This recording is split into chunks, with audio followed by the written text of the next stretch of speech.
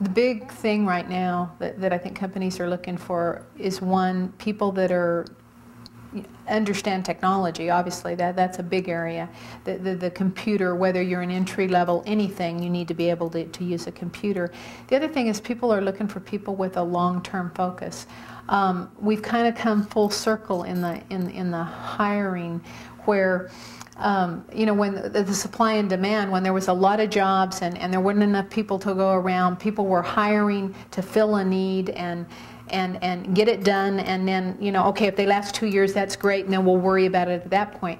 With the economic situation being what it's been the last several years, companies are looking at people for the long term, people that can multitask, people that have loyalty and stability. So we've gone back again where they're looking for those people that are going to be with them for the long term, or at least have the intention. And that's where I say, even if they're entry-level people, they want to look at their skills and see that they're willing to learn new things, train in other areas, so they can utilize them, you know, and move them around rather than having to go outside, which is expensive, and to try to, you know, have their turnover reduced by promoting from within. So it's about, for entry-level people, it's about attitude, it's about the willingness to learn and the willingness to do things out of your area. You know, if you're an accountant,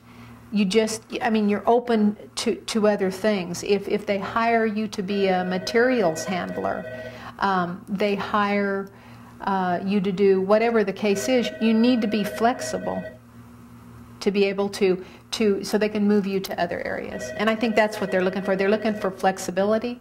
They're looking for people that are technologically competent. They're looking for an attitude of, what can I contribute? I'm a candidate. What can I contribute to you? Not just about, you know, getting ahead, because there's a lot of competition for jobs right now. So they really dig deep when they're interviewing as to, you know, what are you looking to do long term? So these people have to have a vision of where they want to be and what they can do long term, rather than just a hit or miss, you know, stay someplace for 2 years. And that's the biggest complaint that, you know, that we get. We get many orders where they say, we don't want someone that's had more than 2 jobs in the last 10 years. We don't want someone who's had more than 3 jobs in 15 years. Because they're, again, looking for that stability, because hiring and training and everything is an expensive cost for employers right now.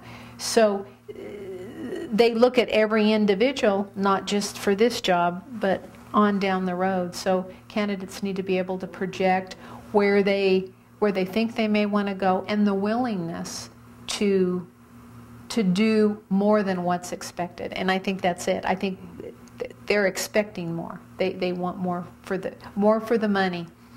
And the quality of candidate that they're looking for it becomes extremely important, and they're more picky.